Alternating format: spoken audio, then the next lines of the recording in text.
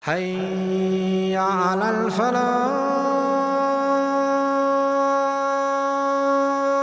What are some discipline and regulations that Islam reveals in regards to intimacy between husband and wife?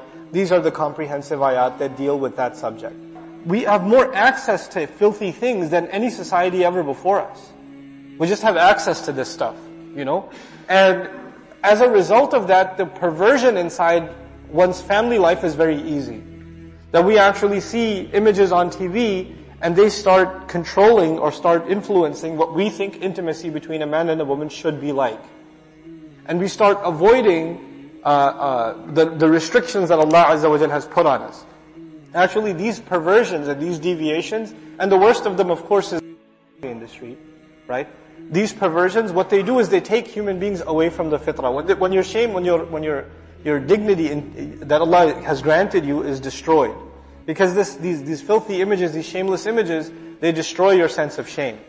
They kill the spirituality inside a person. Their fitrah dies.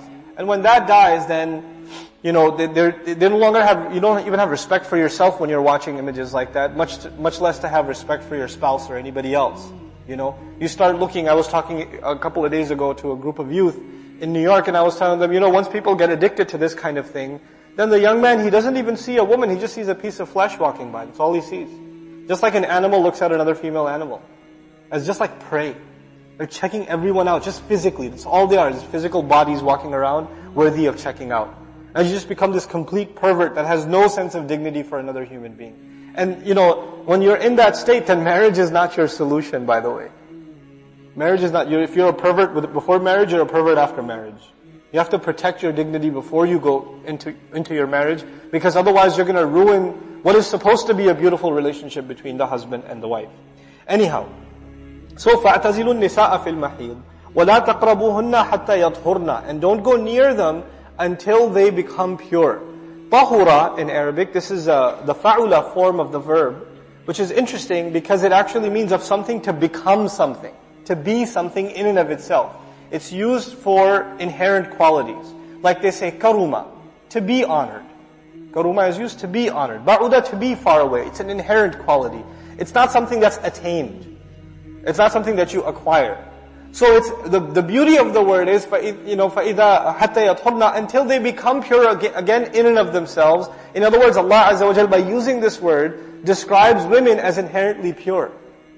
And they go temporarily, through a period of impurity. And He didn't even call it impurity. He didn't call it najas at the time. What did He call it? Adhan, pain. And this is again an honoring of women, even in this period, that Allah called it pain.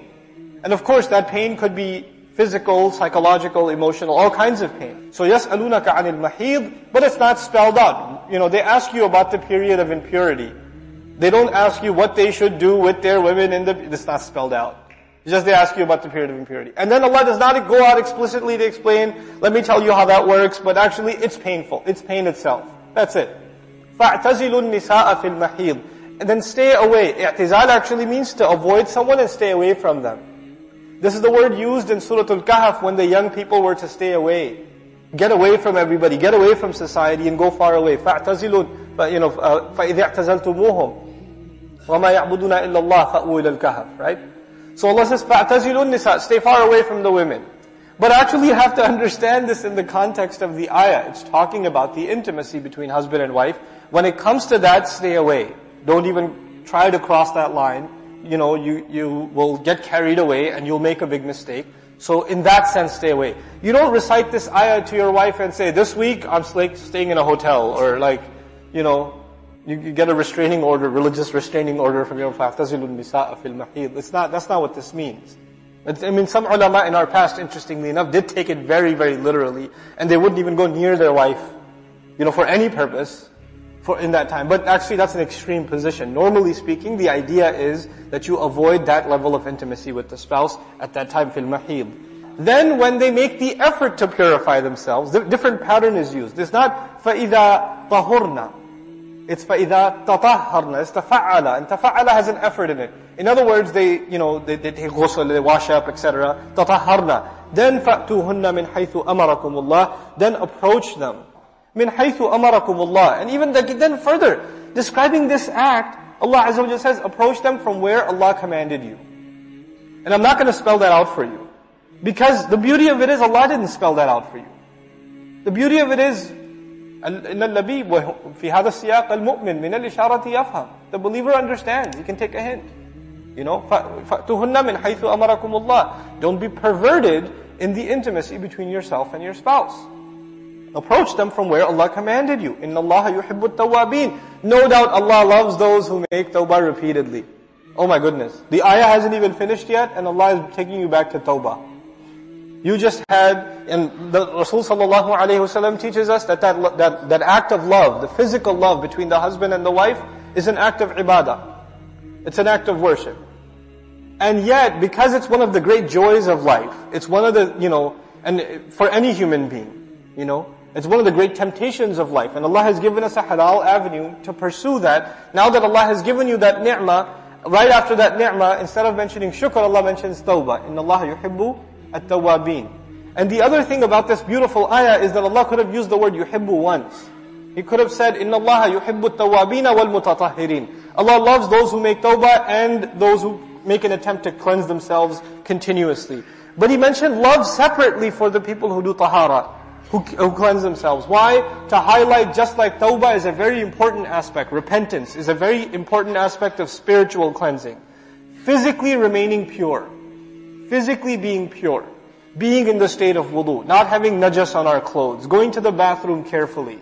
There are two things that if they are inside a marriage, if you maintain two things inside a marriage, then you'll have a beautiful marriage. If the husband and spouse encourage each other towards tawbah, and the husband and wife encourage each other to remain pure.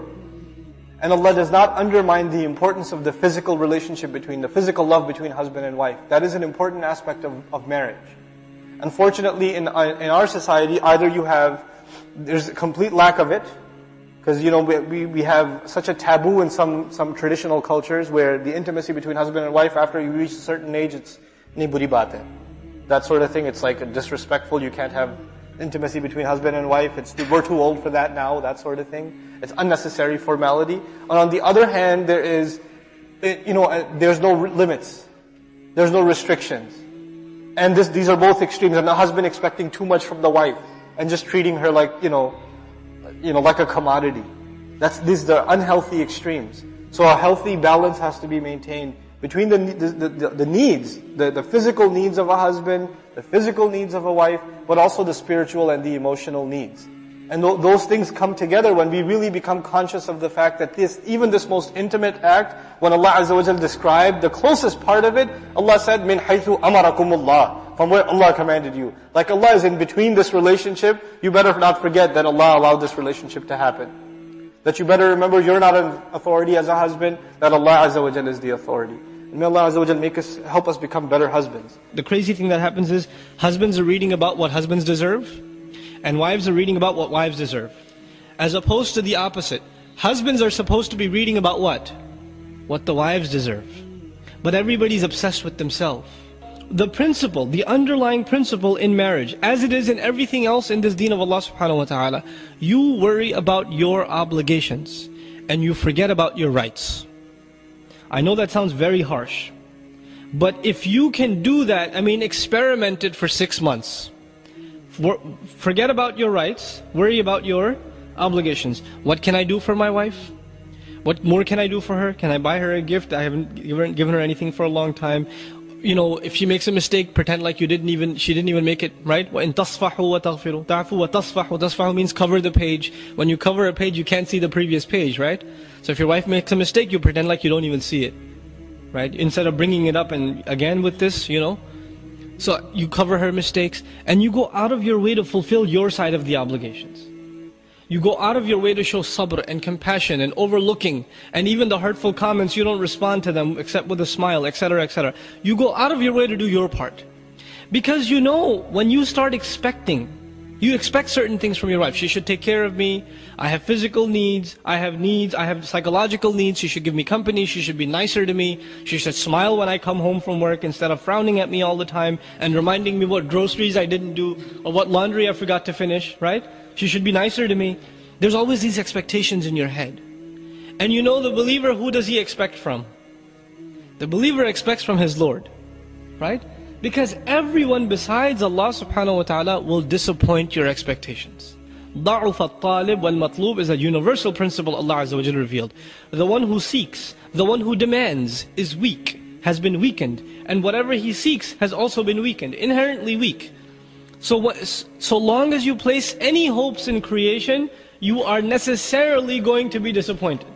All the great tragedies that happen in the Muslim community that people don't even want to talk about because they sound so disgusting, where did they start?